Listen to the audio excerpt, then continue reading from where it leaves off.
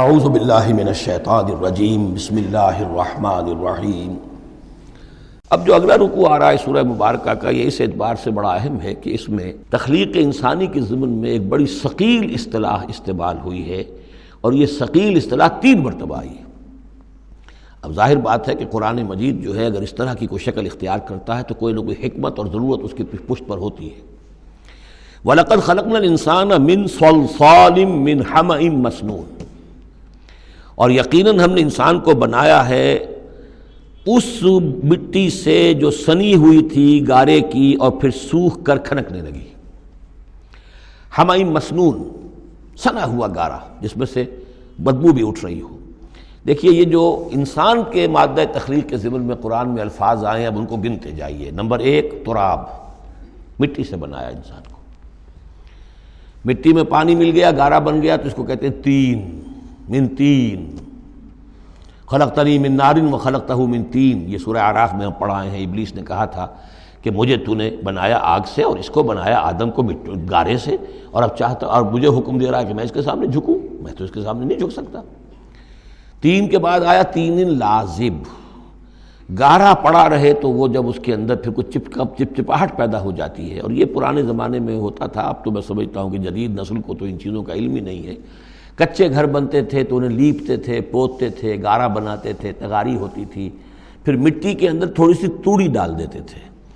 کوئی organic metre ڈالیں گے تو فرمنٹیشن ہوگی، فرمنٹیشن ہوگی تو لیس سا اٹھے گا، ورنہ یہ کہ گارا جو ہے اگر اس گارے سے اگر پلسٹر کریں گے تو وہ پھٹ جائے گا۔ لیکن جب وہ گارا ذرا سن جاتا ہے، اس میں لیس پیدا ہو جاتا ہے، تو پھر اب جب اس کے ساتھ لیپتے تھے دیواروں کو، میں نے تو اپنے بچپن میں یہ سب دیکھا ہے، ایسے گھروں میں ہم رہے بھی ہیں کہ جن میں یہی فرش بھی اسی طریقے سے لیپے ہوئے ہوتے تھے اور دیواریں بھی ہوتی تھیں،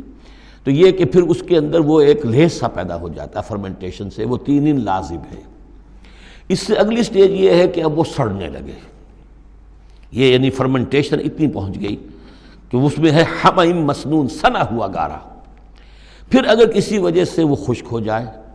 تو اب وہ کھنکنے لگتا ہے، جیسے کہ کبھی آپ نے دیکھا ہوگا ساحل کے قریب یا کسی دلدلی علاقے میں پپڑی اوپر آ جاتی ہے، جیسے زمین کے اوپر جو ہے پپڑی سی ہوتی ہے، اس پر آپ چلتے ہیں تو وہ کر کر ٹوٹتی ہے، کھنکنے والی مٹی بن جاتی ہے، وہ سنا ہوا گارا خشک ہو کر کھنکنے لگتا ہے۔ یہ سٹیجز ہیں ان مادہ تخلیق کی کہ جو آدم یا انسان کی تخلیق کے ضمن میں قرآن میں آئے۔ حالانکہ ایک لفظ بھی کفایت کر سکتا تھا، مٹی سے بنایا،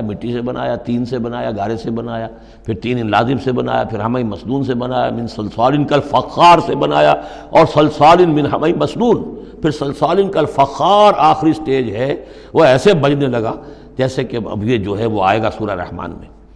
تو اس سے یقیناً کورابریشن ہو رہی ہے کہ جو بھی ایوولوشن کا جو بھی نظریہ آیا ہے، اب اس میں اس کو بھول جائیے کہ اللہ تعالیٰ نے اسپیشل کریشن انسان کی اور باقی حیوانات ہو سکتا ہے اس ایوولوشن کے ذریعے سے پیدا کیے ہوں۔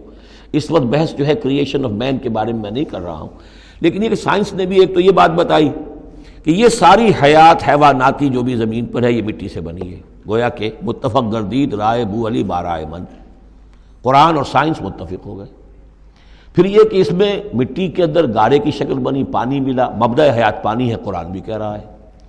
پھر یہ کہ وہ ساحلی علاقوں پر دلدل بنی، اور دلدل کے اندر پھر وہ فرمنٹیشن وہاں ہوئی، اور اسی میں پھر جب وہ دراڑیں سی پڑ جاتی ہیں سمندر کے قریب دلدلی علاقے میں، تو وہاں سے ان کا کہنا ہے کہ حیات کا آغاز ہوا، الجی یا امیبا، حیواناتی حیات، اور یا یہ کہ نباتاتی حیات کا۔ تو یہ چیزیں جو ہیں یہ سٹیجز تقریباً اسی کے ساتھ، یہ تمام الفاظ جو ہیں قرآن کے جو استعمال کر رہا ہے ان کے ساتھ کسی حد تک اس کا ایک ربط اور تعلق قائم ہوتا ہے۔ اور ہم نے بنایا انسان کو اس مٹی سے جو سڑنے کے بعد، اس گارے سے کہ جو سڑنے کے بعد سنا ہوا گارا پھر وہ کھنکنے لگا تھا سوکھ کر۔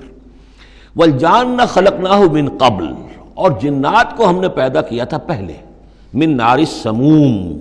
لو کی آگ سے۔ اب یہ سموم سے مراد کیا ہے؟ بعد سموم آپ نے سنا ہوگا، وہ تیز لو جو آیا کرتی تھی، صحراؤں میں آتی ہے، آگ جھلک دینے والی گرم ہوا۔ تو اصل میں ایک ہوتا ہے جیسے کہ ہم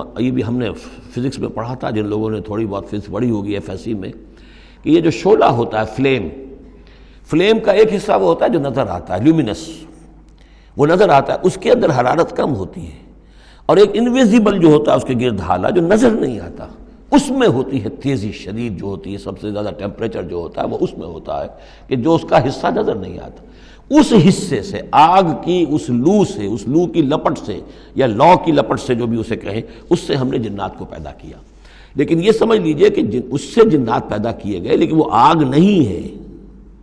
ہم مٹی سے پیدا کیے گئے لیکن مٹی نہیں ہے۔ اب ایک یہ کہ قلب ماہیت ہو چکی ہے، ہمارا جو یہ پروٹوپلازم ہے، جو ہمارے ٹیشوز ہیں، باڈی ٹیشوز، وہ مٹی تو نہیں ہے، اگرچہ سورس مٹی ہے، بنے مٹی سے ہیں، لیکن اب مٹی نہیں ہے۔ دوبارہ اگرچہ پھر یہ گل سڑ کر مٹی ہو جائیں گے، اس وقت مٹی نہیں ہے۔ اسی طریقے سے جنات آگ سے بنائے گئے لیکن آگ نہیں ہے، ہاں ان کا مادہ تخلیق آگ ہے۔ اور دوسرا یہ معلوم ہو گیا کہ وہ انسانوں کی تخلیق سے بہت پہلے پیدا کیے گئے۔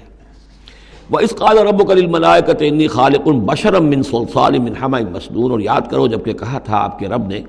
فرشتوں سے کہ میں بنانے والا ہوں ایک بشر اس کھنکھناتے ہوئے سنے ہوئے گارے سے، پھر وہی الفاظ من صلصال من حمأ مسنون، ثقیل لفظ ہے، ثقیل اصطلاح ہے۔ اور یہاں خاص طور پر نوٹ کیجئے کہ لفظ آدم نہیں آیا، بشر بنانے لگا ہوں۔ کہیں بھی قرآن مجید میں جہاں یہ تخلیق کے ابتدائی مراحل بیان ہوتے لفظ آدم کہیں نہیں ملے گا آپ کو، سوائے وہ ایک آیت میں نوٹ کرا چکا ہوں سورہ آل عمران کی، کہ عیسیٰ کی مثال بھی اللہ کے نزدیک آدم کی سی ہے، خلقہ من تراب ثم قال له کن فیکون، وہ ایک مثال موجود ہے، لیکن باقی کہیں آپ کو بشر، انسان، جب میں بنانے والا ہوں ایک انسان اس مٹی سے سنے ہوئے گارے کی جو سوکھ کر کھنکھنانے لگی ہے، فَإِذَا سَوَّيْتُهُ، جب میں اس کا تسویہ کر لوں۔ تخلیق کے بعد تسویہ ہوتا ہے، جیسے کسی شے کا ایک ہیولہ بن گیا پھر اس کی نوک پلک سنواری جاتی ہے، مین سٹرکچر جو ہے کسی بلڈنگ کا کھڑا ہو گیا، اب اس کا آرکیٹیکچرل ٹچز ہیں، اس کے اوپر ڈیکوریشن ہے، اس پہ پینٹنگ ہے، یہ تسویہ ہے۔ فَإِذَا سَوَّيْتُهُ، پھر جب میں اسے پوری طرح نک سک سے درست کر دوں، صحیح بنا دوں، پورا کر لوں، وَنَفَخْتُ فِيهِ مِن رُوحِي، اور پھونک دوں میں اس میں اپنی روح میں سے، کہ روحی ضمیر متکلم کا صیغہ ہے سیدھا سیدھا، فَقَعُوا لَهُ سَاجِدِينَ، تو گر پڑنا اس کے سامنے سجدے میں۔ فَسَجَدَ الْمَلَائِكَةُ كُلُّهُمْ أَجْمَعُونَ، اب یہ تیسری مرتبہ پڑھ رہے ہیں ہم قرآن حکیم میں یہ قصہ آدم و ابلیس۔ تو کیا سجدہ سب فرشتوں نے، کل کے کل نے، سب نے مل کر، دیکھیے یہ جو ہے تاکید کی انتہا ہے، فرشتوں میں سے کوئی بھی مستثنیٰ نہیں رہا، نہ جبرائیل، نہ میکائیل، نہ اسرافیل، الا ابلیس، سوائے ابلیس کے۔ اور اس میں پھر گمان ہوتا ہے کہ شاید یہ بھی فرشتہ تھا، فرشتہ نہیں تھا، اس کی وجہ سورہ کہف میں مل جائے گی۔ ابا ان یکون مع الساجدین، اس نے انکار کیا سجدہ کرنے والوں کے ساتھ ہونے سے۔ قال یا ابلیس ما لک الا تکون مع الساجدین، اللہ نے فرمایا ابلیس کیا ہوا تجھے، کیا سبب ہے، تو کیوں نہیں ہوا سجدہ کرنے والوں کے ساتھ؟ قال لم اکن لاسجد لبشر خلقتہ من صلصال من حمأ مسنون، اس نے کہا میرے لیے یہ روا نہیں ہے،